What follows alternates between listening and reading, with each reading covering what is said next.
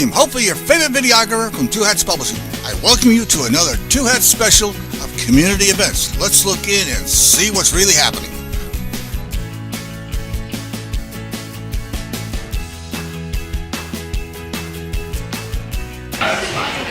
Welcome everybody.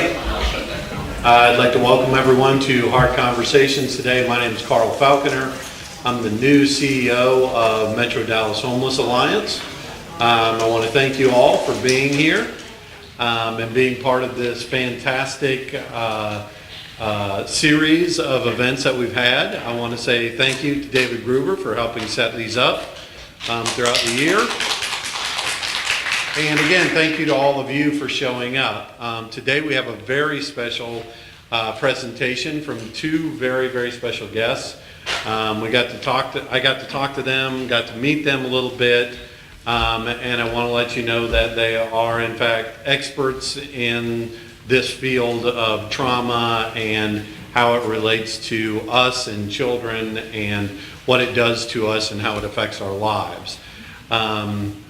Just from meeting with them, basically they've come to become two of my favorite people to know actually in Dallas so far. And I know I don't have a lot of friends and I haven't met a lot of people here yet, but they are very, very high on my list. Let me say that. Jessica Trudeau, who I'll introduce, I'll give you her formal title in a second. But Jess has become, I've seen Jess now and talked to her, and after speaking with her for a while, I've kind of see her as the guru of trauma, kind of. She has that presence about her that brings this calmness to you, that when she speaks about this, you feel like it kind of gets right into your heart. And then Alan, also who I will introduce formally in a second, is kind of on the opposite end of that from the perspective of he's kind of the data geek and nerd, and he likes to see results and he likes to kind of the brain portion of it. So today you have the wonderful pleasure of getting both the heart and the brain of trauma and how that really affects people here. So before I get to that, hold on, I would give a shameless plug. We do have a point in time count coming up from the Metro Dallas Homeless Alliance, and we hope that all of you will join us. There's flyers outside. We want you to register. We're trying to get at least 1,500 volunteers to help count and identify homeless individuals in our area so that we can make sure that we can get all the services possible to them over the coming year. This is on Thursday, January 24th. The training will start at 7 p.m. and again, once you register, you'll have all the more specific details about it. But we hope all of you will join us for the point in time count in January this year. Without further ado, I'd now like to introduce Jessica Trudeau, who is the Director of Development and Strategic Partnerships at Momentous Institute, and also Alan Cohen, who is the CEO of the Child Poverty Action Lab. Thank you.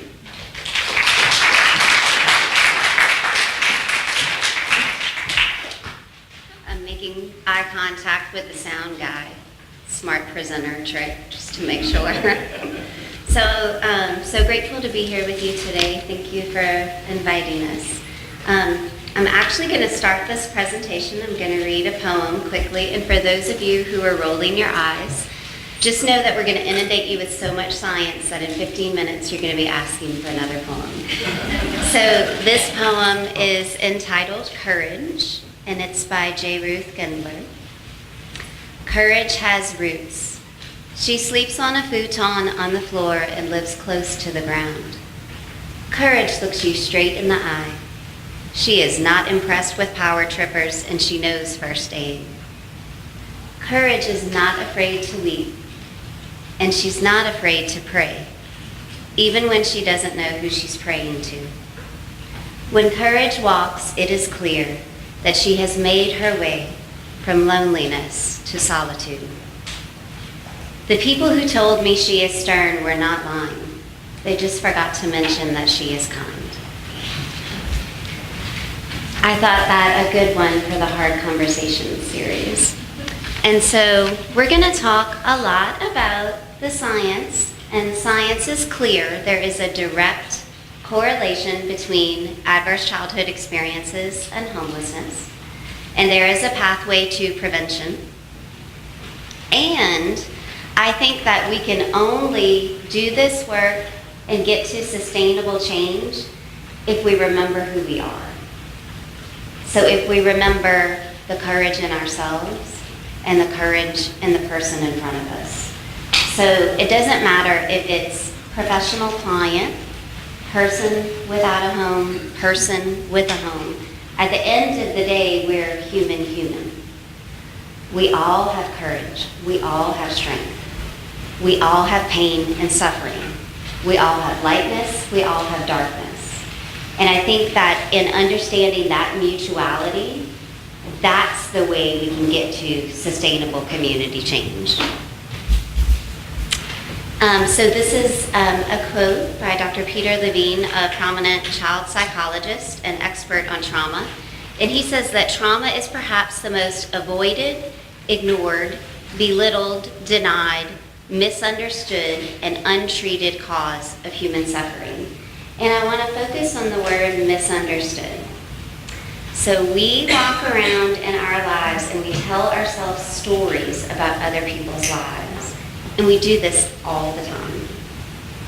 We do this and we think that we know what we would do or what it would be like to be another person. So example, my office is in Oak Cliff. I'm in my office parking lot. One of my colleagues races into a parking spot and then runs in the building. We've all been there, But still, I think, the story I tell myself is, this girl is driving like a bat out of hell. She is a hot mess, right? That's a judgment. What I didn't know was she was on the phone with family, finding out about her mother in the hospital. And her phone died, so she was running into the office to see if her mom was okay. I was wrong. I made the wrong judgment, the wrong assumption. And I want to include myself in this. We do this in this work. We do this all the time. We tell ourselves stories about why people use substances, about the choices that they've made, about why they're homeless, or in any particular circumstance, and we don't seek to understand why. And the why, I would suggest, is generally trauma. So I'm going to talk a significant amount about child trauma this morning, and the definition I'm going to use is that trauma is physiological and psychological distress that occurs when a situation or a series of events exceeds a child's ability to cope. And that exceeds the ability to cope is the really important thing in this sentence. So two children can go through the same situations, and one has a trauma response and one doesn't.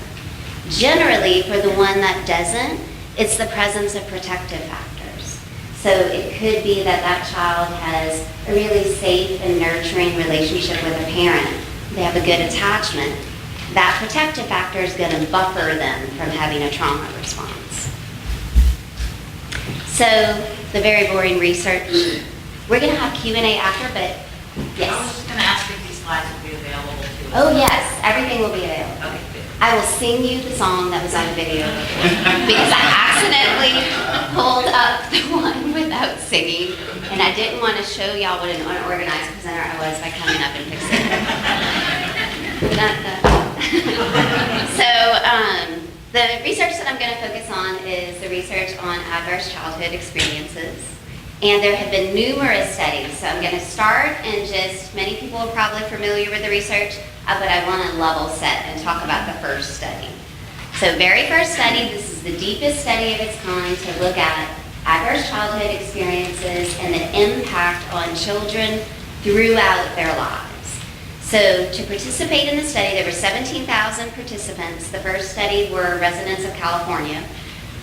Mostly white, and I'm going to get to subsequent studies that look more specifically at race and economic status.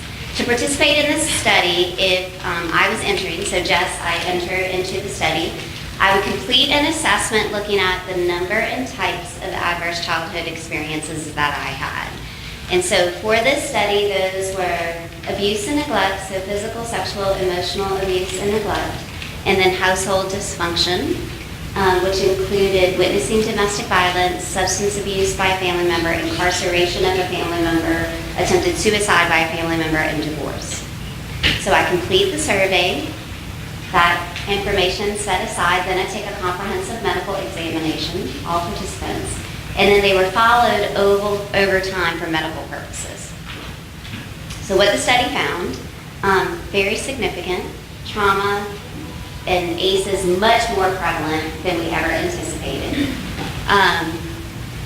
The study indicated that 60% of the 17,000 had experieed one ACE, 20% had experienced 3 or more ACEs. And for those individuals that had experienced all 10, and we would call this compound trauma, they had a 20-year decrease in life expectancy. And I'm going to get to the dots that connect that. Right? I heard someone say, wow, it's significant. I'm a public health practitioner. This directs us to prevent adverse childhood experiences. And we're going to talk more about how you go about doing that. So very significant. But like I said, this initial research was done exclusively in California. So subsequent studies had nationally representative samples and looked specifically at isolating race and economic status.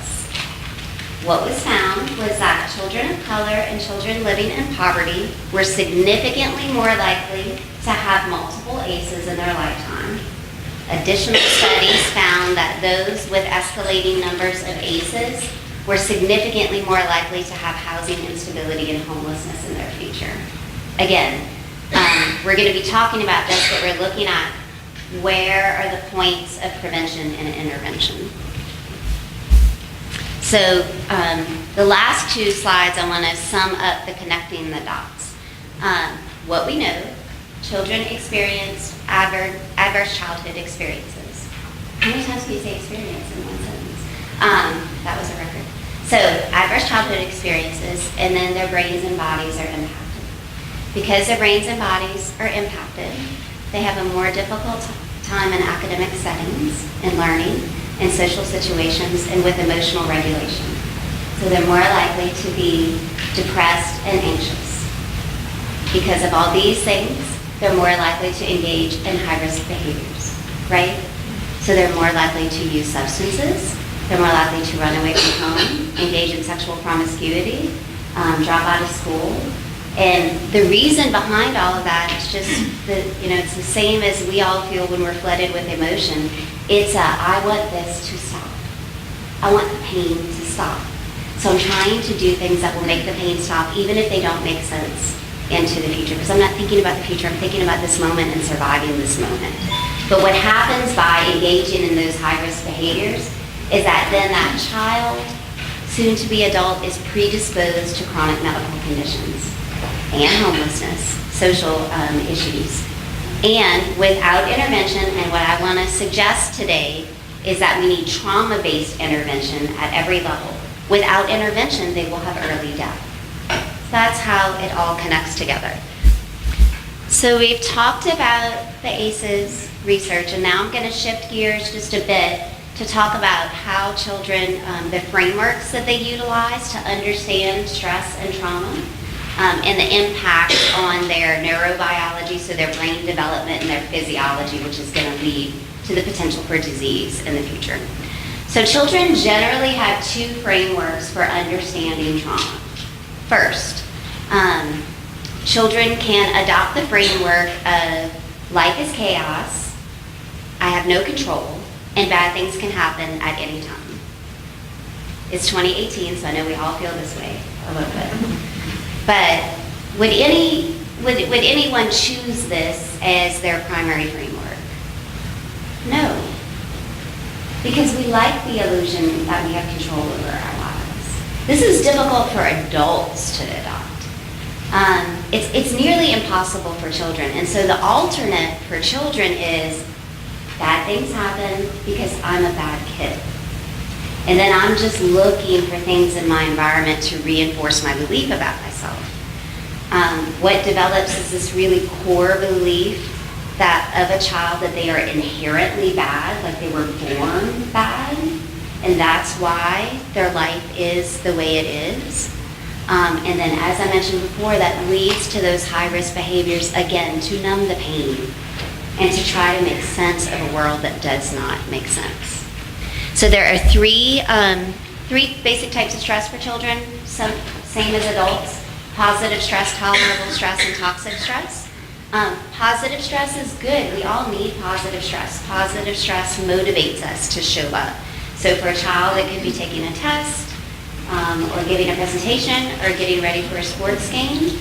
For an adult, it could be me getting ready for this presentation. And this is where you all cue. You're doing a good job, Jess. Good job.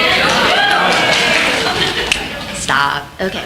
So tolerable stress is slightly more intense than positive stress. So more significant event, right? But the child is able to tolerate the experience and not move into a stress response. Again, it's generally because of a protective factor. So for example, if a family is moving to a new community, that's can be traumatizing for a child. Their world is literally upside down for a period of time. But if they have a history of having all their needs met, and if they believe that their needs are going to be met into the future, and they have that strong, trusting relationship with a parent, that can buffer them from having this situation lead to trauma. And then toxic stress, similar to the definition I gave earlier, set of circumstances that exceeds the child's ability to cope. And so the example of the family that moved, this comes online when, in addition to the family moving, parents split up. In addition to the parents splitting up, mom gets a new boyfriend, and new boyfriend becomes abusive. So even though the child could tolerate a move to a new community, this is now just too much to tolerate. And that child moves into toxic stress. So I have a quick video, 90 seconds, hang with me, that's gonna go through and illustrate the impact on our brains and bodies of toxic stress.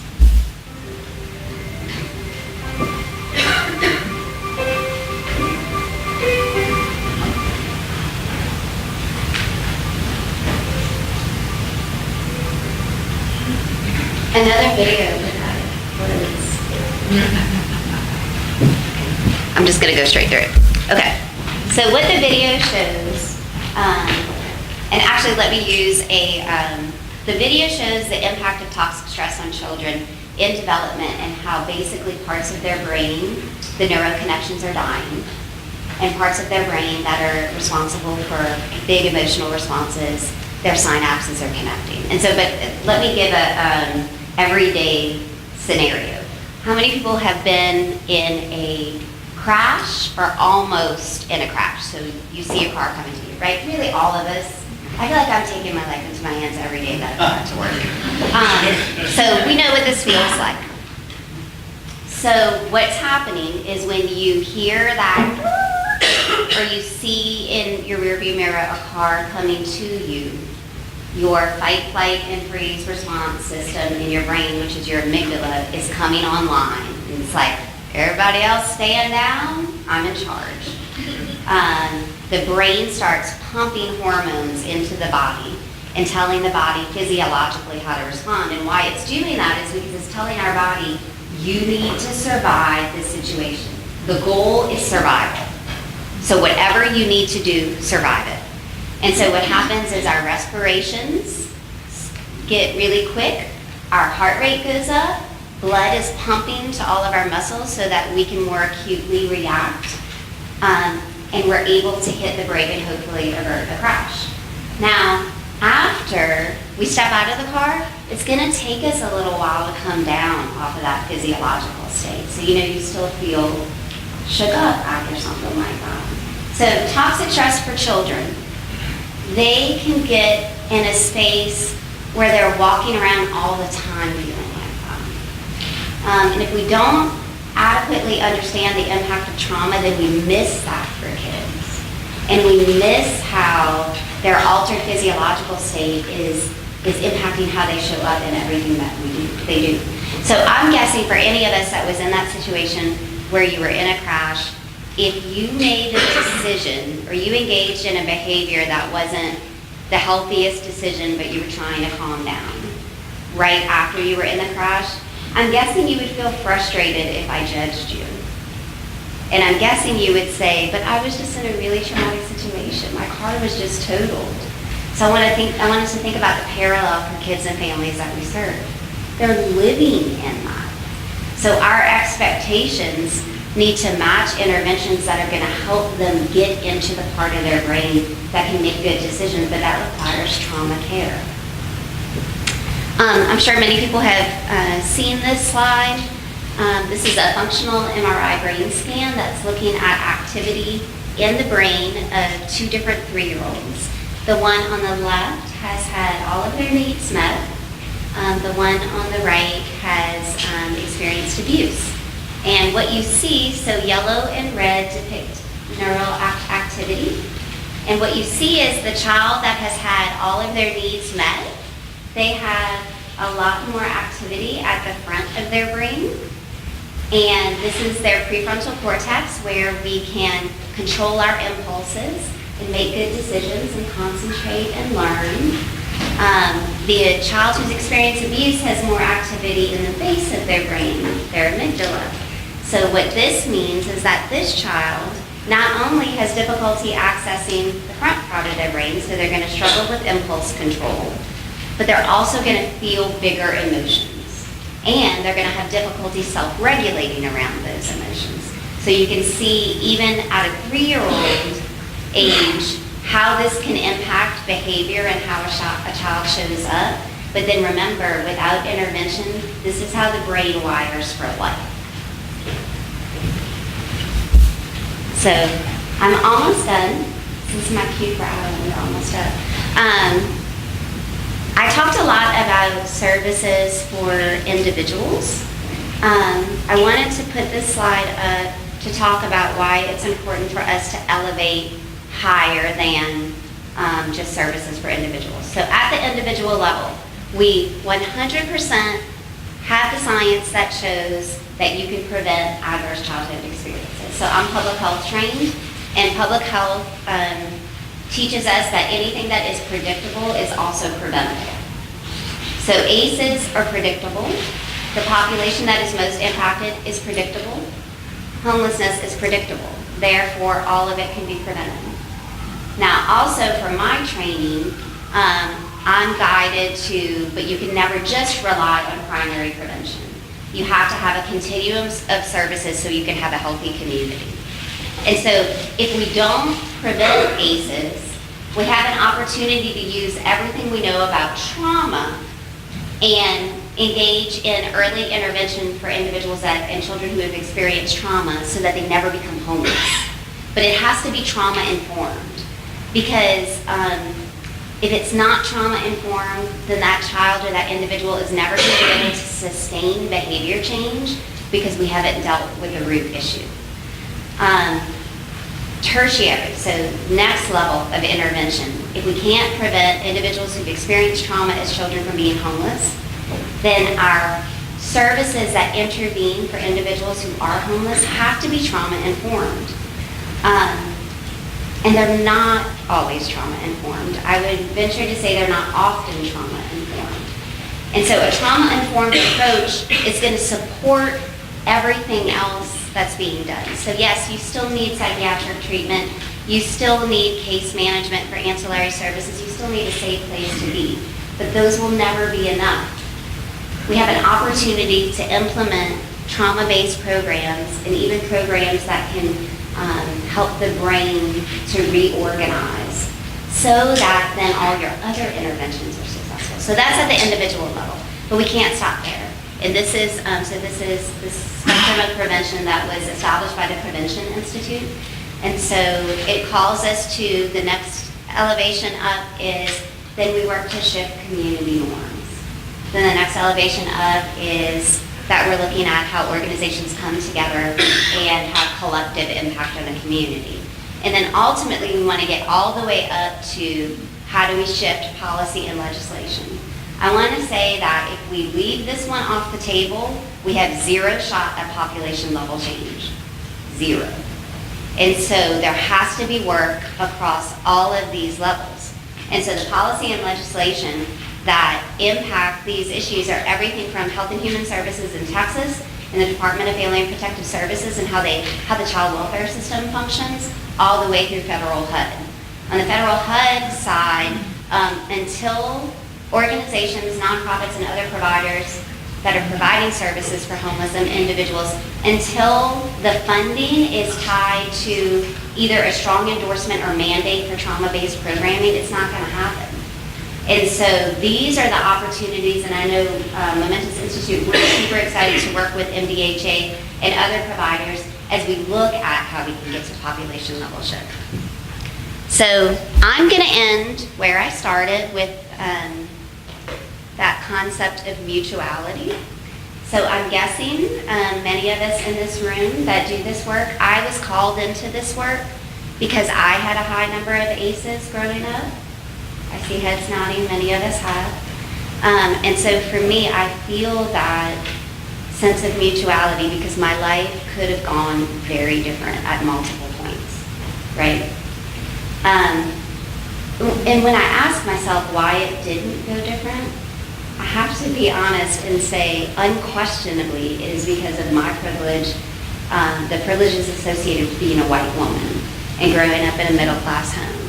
So for me what this does is it feeds my obligation to show up and do the work so that all children can have equitable well-being. And I truly believe that if we focused on all children having equitable well-being, we could end homelessness. So that's it for me. Alan's going to come up now. And then we'll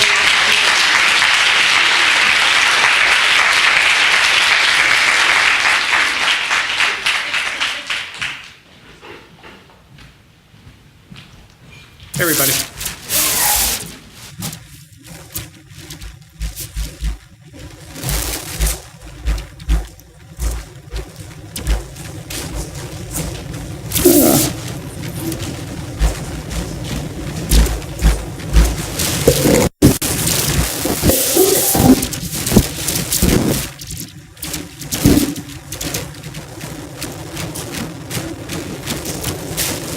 Feel like it's gonna happen. Okay, great. How's everybody doing?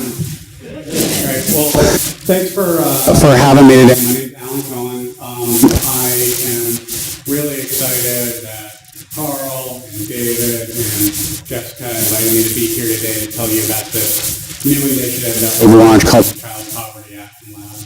And what the Child Poverty Action Lab seeks to answer the question, if Dallas could find a way to get all of our resources and stakeholders to work in such a collaborative and strategic way, is it possible that we could reduce child poverty by 50% within a single generation of 20 years? Big goal. Audacious but not impossible. And so what I'm going to do today is I'm going to tell you a little bit about why I wanted to be involved in this effort and this focus on child poverty. I'm going to talk more about the connection between homelessness and trauma and child poverty. I am going to tell you a little bit about the approach that we have. As Jessica mentioned, we're really going to need to focus on structural change at a population level to make a dent in some of these issues. And so I hope that you'll stick with me because it's going to get a little wonky at times, and you kind of got the preview. By the way, just for Carl, I think that I've never really been introduced as the walk of the brain of something, and then have the info that Jessica gave me, all that data and brain, and so I thought that was pretty cool. So anyway, I want to be involved in this issue because I've spent the last 6-7 years of my life focused on strengthening education systems. And I've come to the conclusion that the issues of education and basic needs and homelessness and trauma and jobs and local economies are symbiotically entwined. And so, to give you an example, we could ask ourselves forever, do we have so much poverty in the world because of failings in the education system, or does it appear we have so many failings in the education system because we have such high rates of poverty? And I think the answer is going to be yes. And we could ask questions like that over and over and over again. The other reason I really want to be involved in this is that I believe that the size of the problem here in Dallas, Texas, which is my hometown, creates an enormous moral imperative. 1 in 3 children in Dallas grow up in poverty. A lot of you know that statistic in this room, but you don't. One thing I'm going to ask is do not leave this room without that being in your head. 1 in 3 children in Dallas live in poverty. And it is particularly a moral imperative when we have so many with so little living right next to so much visible affluence. That cuts at the most basic, fundamental sensibilities of fairness. And it's something that we're going to need to address. But what I've sort of learned is that, just by showing up here today, you've shown that you're compelled by just the moral imperative of issues like child poverty and homelessness and trauma. I am not convinced that behavior change always happens just based off of moral imperative. I think that there is a more powerful force that drives behavior change, and that is self-interest. And so we also should talk about the economic imperative to reducing child poverty. And child poverty is an economic issue. What economists tell us is that child poverty costs the U.S. over $1 trillion a year. It's 5.4% GDP. And that if we break that down to the individual child level, every child that grows up in poverty has a cost to the economy over their lifetime of $1.6 million. So just take the 115,000 children living in poverty today within the city of Dallas. That has a lifetime cost of $185 billion. That is not sustainable, whether you live in Preston Hollow or whether you live in the most marginalized neighborhood in the city. It's something that affects us all, and it's something that we need to collectively deal with. So, why child poverty instead of just poverty, right? Isn't child poverty just a symptom of adult poverty? And yes, I mean, that's true. But there's really 2 reasons. One, children bring us together. So I can stand up in front of any room in Dallas, and anyone here can stand up in front of any room in Dallas and say, it takes a village to raise a child. People will start to nod their heads. And if I go to some of the same rooms and I say, it takes a village to rehabilitate an adult, we don't always get the same level of buy-in, right? And it's going to require deep collaboration across systems, and a lot of people working together and rowing in the same direction to solve this problem. So that's reason 1. But reason 2 is a lot of the science that Jessica just walked you through. We believe that ACEs and trauma are one of the linchpins to the intergenerational cycle of poverty. So what ends up happening is that children grow up in poverty as a result of the circumstances of that poverty. I mean the totality of the circumstances, the home they're growing up in, the neighborhood they're growing up in, all of the policies that surround them, all of the macro conditions. Children face excess levels of trauma. We know that kids growing up in poverty face about 3.5 times the chance of having multiple ACEs as kids from affluent backgrounds. Then those children end up becoming adults, and they have kids of their own, and the cycle repeats itself. Right? Those ACEs, that trauma, that is symbolic of the opportunity gap growing. Right? As ACEs increase, so does the opportunity gap. And so I want you to understand this deep link between ACEs and homelessness. So the Gates Foundation a few years ago issued a study where they looked at the entire homeless population of the state of Washington, right? And they gave them the ACEs survey, right? And here's what we find. The likelihood of someone being part of the homeless population if they have 8 ACEs is 30 times what it is if they have 0. So just take that in for a second. The link is so stark and clear. And so, at the Child Poverty Action, we have come up with a theory of change for Dallas and with the leaders of Dallas that basically says we want to get the right mix of systems and resources to the right families and neighborhoods, knowing it's not the same mix for every family or every neighborhood, to prevent as much trauma as we possibly can for kids, and thereby give the opportunity for economic mobility. We believe that is necessary if we want to get to that 50% reduction in child poverty within a single generation. That's what it's going to take to break the intergenerational cycle of poverty. So here's one of the biggest barriers, and this is really one of the main reasons this initiative exists, that every system is perfectly designed to get the result it does. And, I'm willing to have this debate, but I personally don't believe that the system of government that we have in Dallas is perfectly designed to create collaboration. There's something. So what's really, really interesting about this, and I got super excited about this, is that all of the leaders, the CEOs of all of the major public agencies controlling our local tax dollars started meeting in the same room repeatedly for the first time in Dallas's history. And they tried to find what is it that we should work on together? What is a uniting topic, a common agenda? And what they said, our highest common denominator is ending intergenerational poverty, is focusing on this reduction of child poverty. And so we have over $9 billion in annual budget sitting in the same room trying to think about how do we work together and get greater value out of every dollar that we have in our government resources to end this problem. And what CPAL does is we sit at the center of that table and we try to put data at the center of that conversation and identify strategies throughout Dallas and throughout the country that have the best chance for transformational change, and make sure that all of these leaders have an opportunity to look at those strategies and have a conversation about which ones are right for Dallas. And we brought a lot of partners to the table. This is a growing list, lots of stakeholders, lots of individual stakeholders as well. But it's really important to get your voice and expertise into this conversation. And so I talked about data. And so now we're going to get a little bit wonky, so just like fair warning. The question is, right, poverty is sometimes so confounding to feel like we're boiling the ocean. There are so many factors that go into the causes of poverty. And so how do we even approach reductions of 50% within a generation? Well, why that is so important to have a problem statement like that is it creates a math problem, right?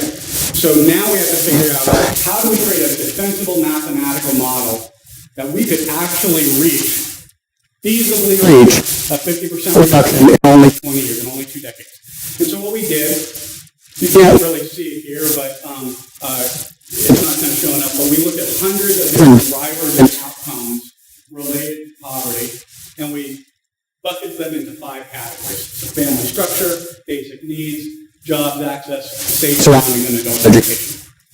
And then what we need to see is that if we hit certain milestones on the indicators within those categories, that they would all ladder up and you could add up that 50%. And so how do we even do the math on that? So what we end up doing is we say, what's the potential impact of moving the needle on an outcome? So for example, what is the impact on a child if the adult, if the parents in that child's life have a post-secondary degree versus not having a post-secondary degree?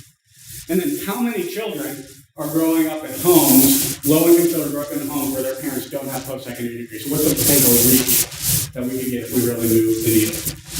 And then we say, okay, that's great to theorize, but what's the likelihood that we could really move the needle on this within, and not move the needle, but move the needle within 2 decades? Right? We've got strategies that are going to be transformational that are 40-year strategies. But to take hold and see change within 20 years, that's actually a really short period of time when you think about it. And then the last thing is we look at a multiplier, right? So we just heard all about trauma and ACEs. So, we could, for ACEs, say that we're going to use a proxy of violent crime in the neighborhood as an indication of how much trauma a child faces. But that's not a perfect one-to-one. It's not like if you know the violent crime rate, then you absolutely know what the ACEs rate is. So we figure out sort of what that correlation is. That ends up being about 0.6, and so that ends up being the multiplier. So how does this end up playing out? Let's take the example of single-parent homes. And by the way, just to bring this back full circle to homelessness, the national research tells us that 83% of women that are homeless have a child. Right? You think about it, what just the census data shows us is that a child living in a single-parent home is 3.5 times as likely to be in poverty as a child in a two-parent home. And you just think about that just from the finances of it, and it makes sense. No one here, by the way, is saying that we don't have loving single-parent homes. Nobody is saying that we would ever want that number to be zero. What we are saying is that being a parent is really hard if you have all the resources in the world. So if you're on your own with a child and you've got all the struggles that we see in communities of poverty, it becomes such a steep uphill battle. The second is the reach. This is an astronomical number. 51% of our low-income kids live in single-parent homes in Dallas. If we look at the family level, in terms of probability of success, 41% of our families in Dallas County are single-parent homes compared to other cities that are in the 28%. So a lot of room for improvement. And then we say the number of children living in single-parent homes is a perfect proxy for the number of kids living in single-parent homes. We give that a 1. And our goal here was to reduce the number of kids living in single-parent homes by 50%. If we did that, we let 26,000 kids out of poverty. Right? And so how does that actually translate into action? I mean, that's a cool academic exercise. I thought it was kind of cool. But you know, how does this really work? So look at the logic model. So we end up starting the family structure.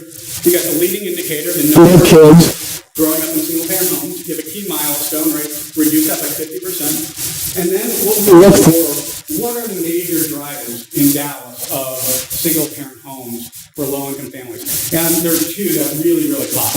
Number one is unplanned pregnancy. Very, very high rates of unplanned pregnancy, very high rates of teen pregnancy in Dallas. And we have some strategies here that are picking up steam, that we are putting at the center of the conversation, how we get more resources again. We also see that around the country, there are strategies that have been replicable that have had needle moving to the entire state of Colorado reduced teen pregnancy by over 50% in 5 years. In Tulsa, Oklahoma, they reduced teen pregnancy by 60% in 8 years. In Delaware, they're seeing the same result with the same strategy. So we put a strategy like long-acting reversible contraception at the center of the table with all of those system leaders, with that $9 billion in funding, and say, is that something that Dallas has an appetite for? The second driver is mass incarceration. Right? We're pulling families apart. So when we think of the criminal justice system, a lot of times we think about the adults, but we don't think about the kids. Earlier this week, huge report came out that highlights the trauma that thousands of Texas families have experienced with incarceration. I'm just going to quote from that article. With more than 200,000 people in Texas jails and prisons, and nearly 500,000 children, in Texas who have experienced a parent getting locked up, a new national report highlighted something Texas families are well aware of. Family incarceration leads to potentially devastating emotional and financial effects. What's the citation? Where did that come from? That's the Texas Tribune and the national studies in the article, but I'll be happy to look for you. So we would want to look for action strategies where we can really take a look at what needs to be scaled, what do we need to do about this. We want to create that reduction. There's another use of data, which is we've got all of these sort of kind of powerful people in a room wanting to do something. And if I walk into that room and say, hey, we're going to go study the problem for 4 or 5 more months, and then we'll come back, they're not going to be in the room in 4 or 5 months. So one of the other things, and one of our big philosophies, is we need to not admire the problem, right? We need action more than ever. And data can help us figure out even the smallest optimizations that we can make in the strategy we have. So if you want to create impact, there's 3 places that you can look, right? You can look, do we have the right strategies? And if we don't, getting the right strategies will increase your impact. Then, and this is a huge opportunity for Dallas, we can look at within the right strategies, do we have excellence of implementation, right? And can we use data to increase the excellence of implementation? And if we can create a massive amount of impact, even in the current policy environment, right? And then the third is to say, well, the policy environment does really matter, and external conditions really matter. And so if the external conditions change, right? If we just talk about mass incarceration, when federal criminal justice policy gets passed, that will change the external conditions, and that can create impact as well. So let's look at that implementation side. So one of the things we did just to really get the ball rolling in action is we looked at what are underutilized resources that we have that we're not taking full advantage of. And we looked at the women, infants, and children nutritional programs. Right? 100% federally funded. The state doesn't have to put a penny into the program. Dallas doesn't have to put a penny into the program. But here's what we found. We found that only 40% of eligible participants in Dallas were taking advantage of this critical benefit that provides nutritional sustenance to pregnant women, postpartum, and children aged 0 to 5. Physical development, cognitive development, and behavioral development in their most fundamental years of life. And so we said, look, there's a lot of on-the-ground exploration that we're going to need to do to really uncover why this is, and we don't have all the answers. But data can help unlock immediate action. Can you tell us how quick it is? Yeah, the Women, Infants, and Children program provides nutritional assistance, again, for just pregnant women, postpartum women, and children aged 0 to 5. So it's different than food stamps. This is really focused on making sure that the full nutritional profile is met in kids in their most developmental years. I just want you to understand, though, that what really got the leaders around the table excited was framing the data in a particular way, which is, that means 60% of eligible participants are accessing this, which means there's $50 million a year sitting in Washington, D.C. that we've already paid taxes on, that's owed to Dallas, that can help us with our most marginalized communities that we're not accessing. $50 million a year. Right? Melinda Gates flew down to Dallas tomorrow and stood up on this podium and said, I'm going to write a check for $50 million a year to give your children nutritional sustenance. Headline news for a week. This is available. So one of the things we did was just said, what else can we learn from data? And we just said, where are the WIC centers located? So we did this cluster analysis, and you look at the dark red, that is where the highest concentration and highest population levels of eligible participants live. And the dots are where the WIC centers are.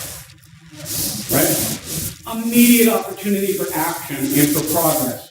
And don't weaponize this, right? Don't use this to say, gosh, who do I blame? Use this to say, what a great opportunity to change behavior, what a great opportunity to bring more sustenance to children. And that's exactly what City Hall did when they saw this data. City Hall has changed their practice. City Hall is not just renewing leases anymore, WIC centers, after looking at this. Every time a lease comes up for a WIC center, they're going to be looking intentionally at where do we optimally locate a WIC center.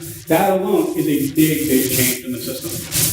We're going to do a little bit more. Like, one of the assumptions there is that proximity is actually tied to your likelihood of signing up for WIC. We don't really know that. That's just kind of a common sense assumption. But what we can do is we can map out everybody that is eligible for the WIC program, know who's within a mile, who's within 2 miles, who's within 3, then see who's signing up, and find out how much more likely are you to sign up if you're 2 miles versus 4 miles. And that will help us optimize where the locations are. So, that said, I'm going to talk about one other way that we're using data out of the immediate. And this is really about the idea that with trauma, a lot of the trauma is based off of behaviors that surround children, right? Child abuse taking place, alcoholism around children, violent crimes around children. And what we know to be true is that context can predict behavior, right? Take the behavioral science, context can predict behavior. And I know this to be true because I have been to Las Vegas, right? And I know that they don't put windows in the casinos because they want me to gamble through the night so that I go broke. And they know that will actually happen more likely. I'm going to tell you one other thing that my friend made me promise I was going to tell it to you. So I got fascinated with casinos for this reason. So if you ever go to Vegas, which I don't recommend, but if you ever do and you decide to play blackjack, just so they have figured out, they have one test and they have figured out that you gamble worse if you've been drinking a lot.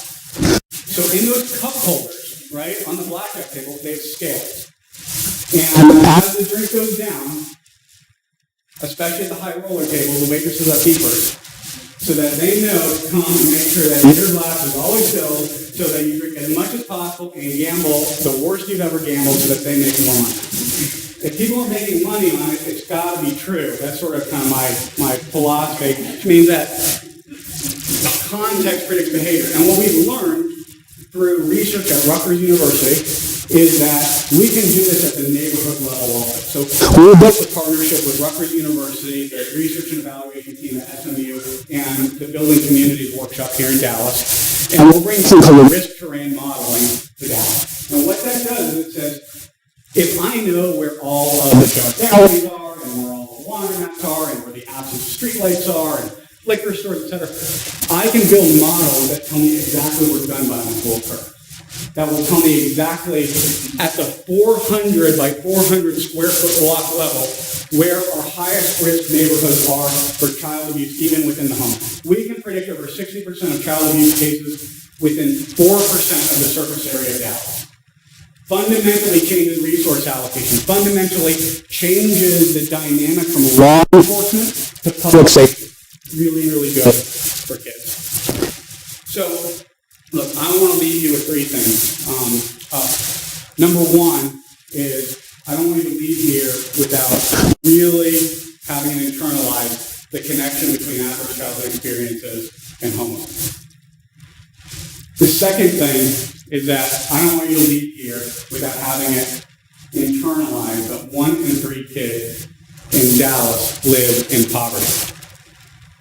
And the last thing is that I think it would be malpractice to stand up here and talk about poverty for 30 minutes and not talk about race.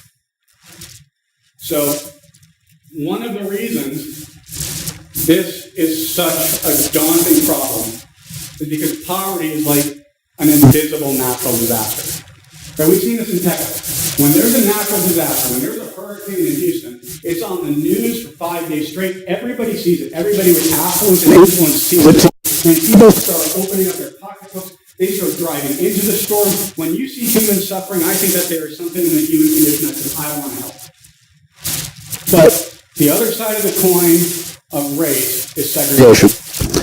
And in Dallas, we're not set up as a melting pot, we're set up as a TV dinner. We're absolutely segregated. In fact, research has shown us that we're among the most segregated cities in the country. And what that allows to happen is it allows for poverty to be invisible. But I don't need to go to the most marginalized neighborhood in Dallas and tell them that 1 in 3 kids live in poverty or that poverty is a problem. They know it, they're living it. So one action that you can do is make this visible to those with affluence and influence. So whoever your friend is that doesn't know this statistic, tell them. But I'm going to end with a story. So a friend of mine asked me, do you know about Martin Luther King Jr.'s visit to SMU in 1966? And I didn't. And they sent me an article. And so I'm just going to read from the article.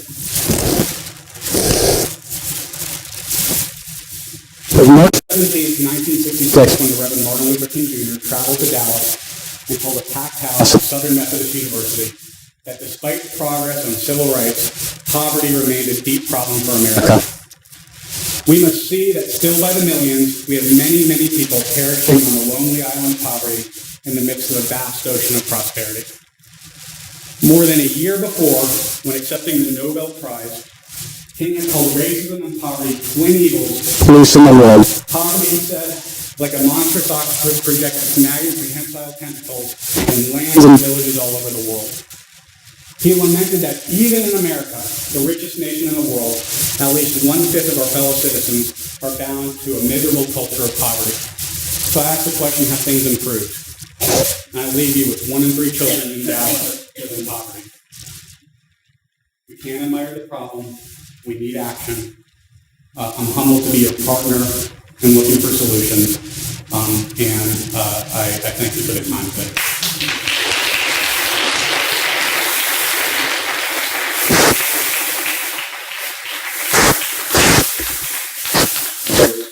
So now, if you have questions, go to the line up here, and we'll have a Q&A for both of our.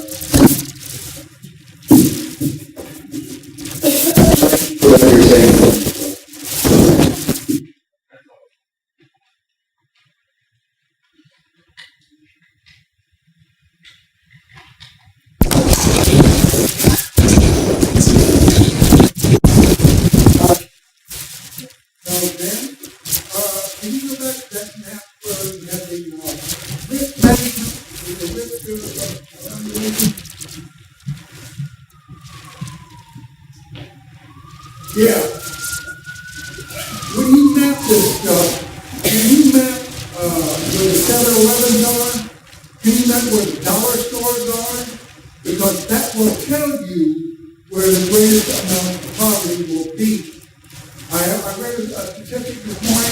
on the internet that there are more dollar stores being built in America than there are Walmarts and other places like that. So that's where the economic direction is headed. So you have to find those areas to discover where you're going to fight. Yeah, so I want to tell you one that's exactly right. I'm going to put those layers into the model. So we are putting layers of where 7-Eleven, Dollar Tree, and then I'm going to challenge one of the assumptions that was made, which is we think that in Dallas some of those things came up, but in different communities, what we see is not any one factor, right? It's the confluence of lots of factors coming together. So in Chicago, we see that laundromats really pop as a risk factor, whereas they don't in Atlantic City, right? And in Dallas, we might find that the lack of green space in communities or the lack of sidewalks in certain parts of town pop as a factor. We don't know that. We're going to put it into a regression model and we're going to find out. But my guess is some of those factors that you just talked about will pop as factors. I had one more quick question I wanted to ask about your comment about the importance of dealing with the children whose parents are in prison. How can we break this what they call the kindergarten to prison industry? How can we deal with that on the outside? I think the argument I make, so first of all, I don't think that there is a greater ladder out of poverty than education. That's the philosophy that I happen to hold, and I think a lot of the data and research hold up to that kind of statement. And I think we have an artificially low ceiling for what is possible if we try to address all problems only in the classroom. That fundamental to this is what I started with, that basic needs and access to jobs and trauma-informed, trauma-responsive care and housing. Those are entwined, and it's going to require us dealing with the problem from multiple angles if we want to move from helping hundreds of kids and thousands of kids to helping hundreds of thousands of kids move out of poverty, particularly in a time period of 2 decades. We also need to reform our criminal justice system. Next question. May I share something with you very briefly and quickly? I learned in my life that one person always makes a difference. You make a difference when you do something. You make a difference when you do nothing. But either way, you will make a difference.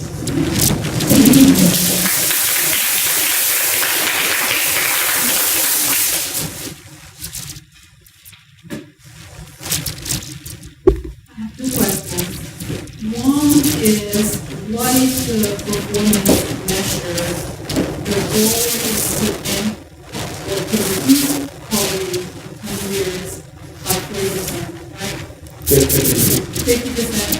So what does that look like in concrete measures? And I think of the question because last week I heard of a city that implemented a program where they attempted to tackle segregation by integrating neighborhoods. And the performance measures that they had initially was to measure the success rate of kids that attended college. And in that performance measure in 20 years, they failed. However, long term, other people that were not involved with that did a study and found that they had an amazing success rate in keeping those kids that were transferring high school or higher out of jail. And like you mentioned before, like a zip code, just down the line had 7 times the incarceration rate that the kids that have participated in this program. So that was my first question. And my second question was, I agree with you 100% that we are by human nature wired to help people, especially living prices. How do you translate the awareness that you're asking to advocate for that 1 out of 3 children in Dallas live in poverty into wider support, not to charity in the simple form of charity of a drive, I'll donate, I'll do a diaper drive or whatever, but actually support to end the segregation that is at the root of causing this. Because the same people that are very willing to help may also be very inclined to oppose some of that integration with mixed planned neighborhoods and programs like that. You want to go first? Okay. I'm going to take them in order. So the first was the question of, like, okay, great, 50% reduction in poverty, in child poverty in 20 years. How are you going to do it? 2 points. One, we're going to do it very carefully. Sorry. But in all seriousness, I think you kind of outlined it yourself. What we believe is that we are unable to today maximize all of the resources in Dallas because structurally we are not set up to collaborate despite these problems being deeply interdependent. And, for example, we have seen over the last 30 years among the highest job growth of any city in the country, and yet we are below the median in economic mobility for our lowest quartile, right? So how do those two things, we realize that job growth alone does not end poverty. It is a confluence of jobs, where the jobs are, where the transportation is, where the housing is there child care available, lots of factors working together. So the best advantage that we actually have in the fight against poverty is that sequence is largely irrelevant.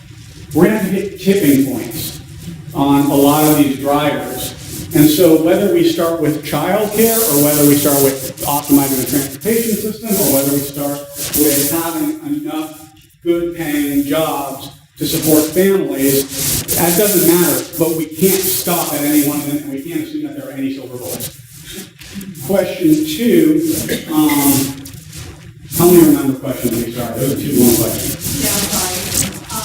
How do you translate the awareness of 1 out of every 3 into wider support that is not just nation-based charity? So two things. One of the reasons we set this organization up, right? We set it up independent of any government agency. And we set it up independent of any single politician, right? Because this is going to take a drumbeat every day. And it's going to take not just this organization, but many organizations creating a chorus over the long haul and waking up every day and that how do we mobilize awareness and action? But part 2 of your question is how do we the goal of this is not just to see like how many grants we can win, right? It's just not, right? And people can keep writing checks forever, and that alone doesn't solve the problem. So I go back to what this young lady over here stood up and said just a minute ago.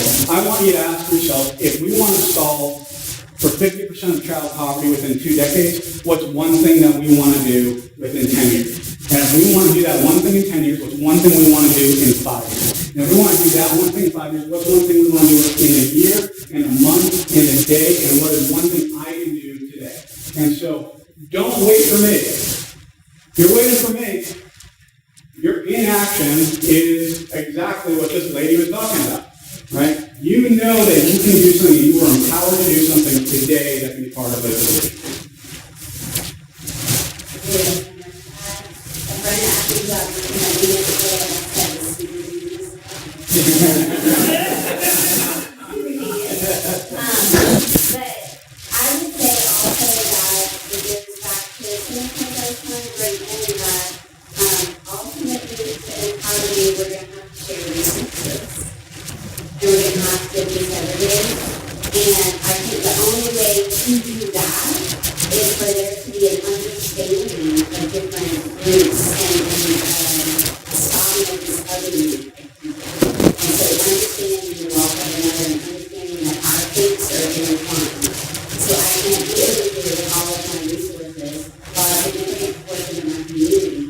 Struggling and have that not impact me. And I don't have an answer, but I think that has to be in the mix. And I'm going to do one more thing, and this is just also a show, like Jessica talked earlier about the brain. I have self-control in the brain. I have like no impulse control. I'm going to know impulse control brain. But Jessica talked earlier about important policy and advocacy and real estate legislative session coming up. And I just want to implore on everyone that what legislative assistants tell me is that every phone call that goes into a state office is counted as 100. Because they assume for every person that has something to say, there's 99 that stay silent. So if every person in this room picks up the phone and talks about the issues that are important to you, and those root causes of poverty, those root causes of homelessness, those root causes of trauma, people are going to wonder, what is going on in Dallas? You know, we better fix it. So I implore you to do that. And also for us to support politically any of the candidates, but that doesn't do it more. But I think my question is a simple one, which you didn't really, couldn't, and maybe you can. And that is the fact that that's overwhelmingly the biggest barrier that I think is going to face for poverty is the dominant cultural assumption in America that people in poverty are there because of personal defect. That is not structural. Because if it was structural, then those of us who have more would recognize that maybe it wasn't because of drive, determination, of the first trafficking, all that other BS that's there, that they're factors that are working. And that is the tremendous barrier. That will put a limit on what politically can be done. When are we going to have that conversation about the ultimate that continues just as science was ignored in the environment, that ignores the fact that we have historical context, we have historical information, we have historical remnants that uncover more monuments than not, but reality is reflected in all of these kinds of things. And that, that requires getting to the people and the institutions. I don't think I heard the focus on the kinds of institutions, whether we have them in Dallas or any place, that can help people to have these conversations that can come grip to grip with what this reality is. So, great time. Great. I'll tell you that this is, again, why we think it's important to focus on children. Right? Because some of the assumptions that you talk about, some of the mental models, the narrative that we have to change, it is easy to blame an adult for their circumstances, even if those circumstances are outside the adult's control. But, if we place any 2-year-old at the front of this room, I dare anyone to stand up and be like, it's your fault you're in poverty, right? And so that's the power of children. We know that to make it visible. And so there's research on adverse childhood experiences. That the fact that it happens during childhood is what causes the future state. We need to keep messaging that. And I'll just tell you, mental models, those are one of those external conditions that we talk about. We are going to ultimately have to change mental models. You take homelessness. I watched a city council debate, and it wasn't all city council members, so I'm not, trying to pick on anybody. And it basically, they were talking about the homeless plan, and everyone agreed that we need to solve homelessness. Everyone agreed that more beds was part of, not the whole, part of the solution to ending homelessness. And a lot of people agreed that those beds should not be in their district. Right?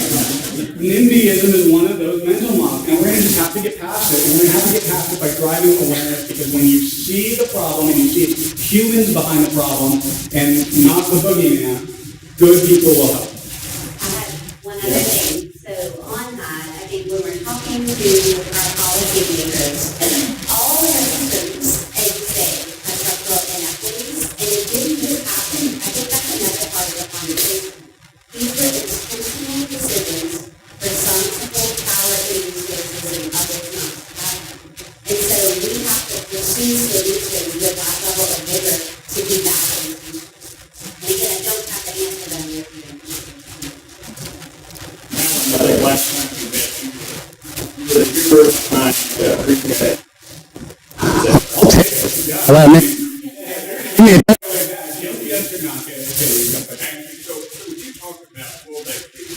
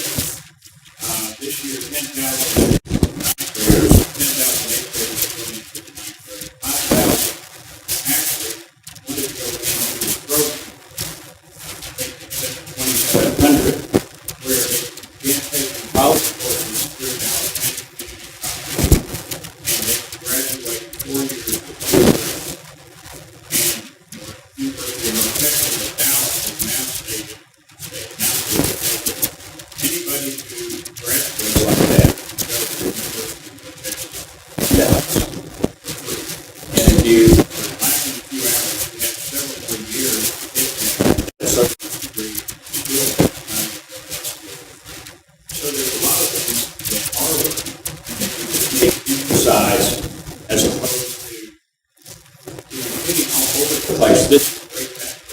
When you talk to the politicians, I can narrow it down what you know.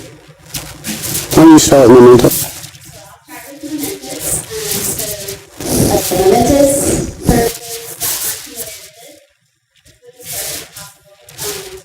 100 years old, I won't go through every year, but 100 years old, from 1920 to 1997, all of our work was with mental health services.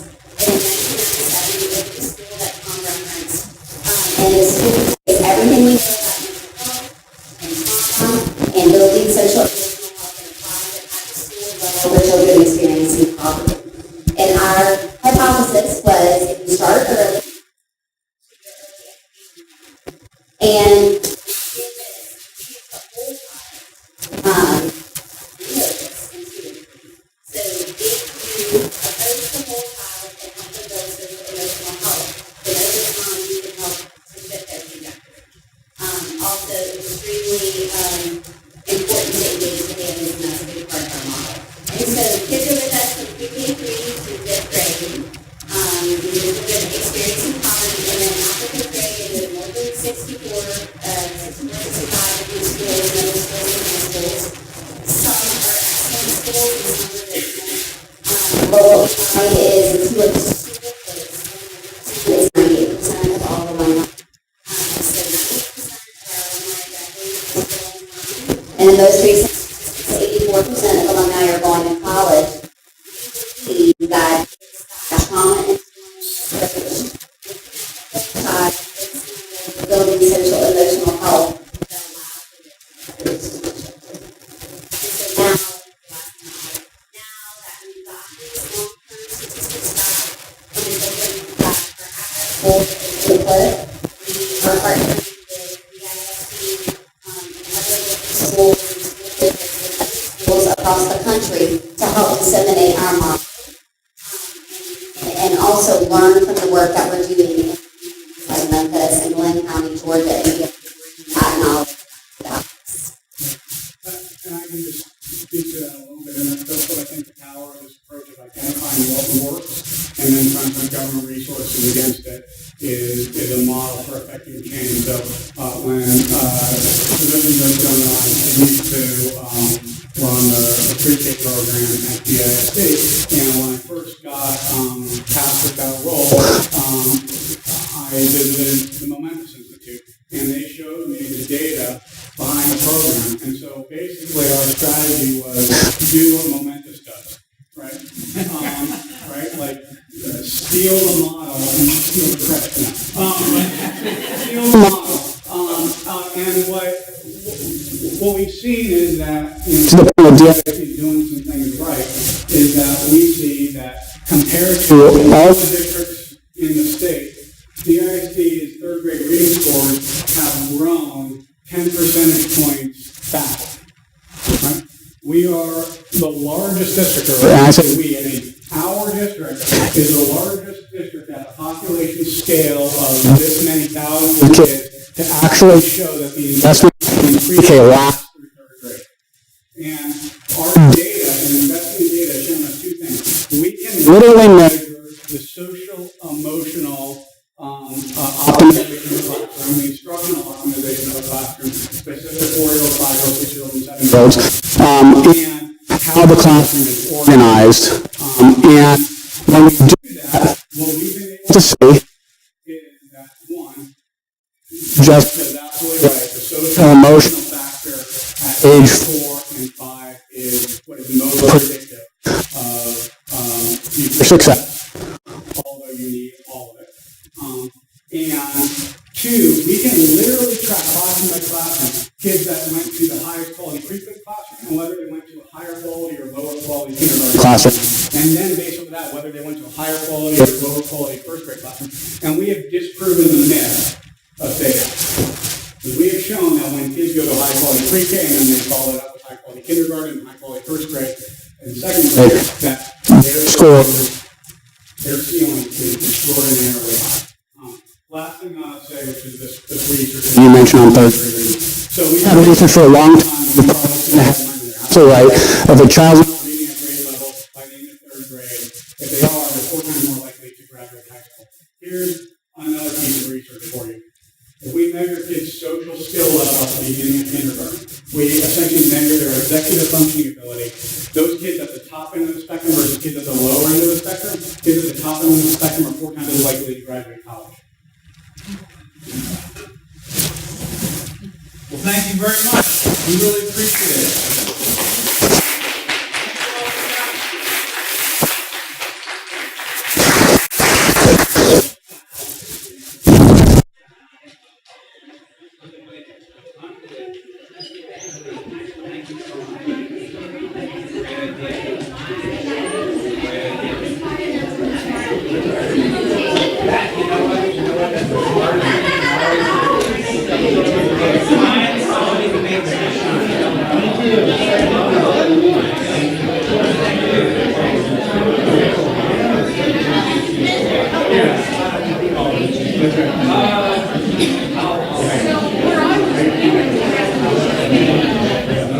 This is William, hopefully your favorite videographer.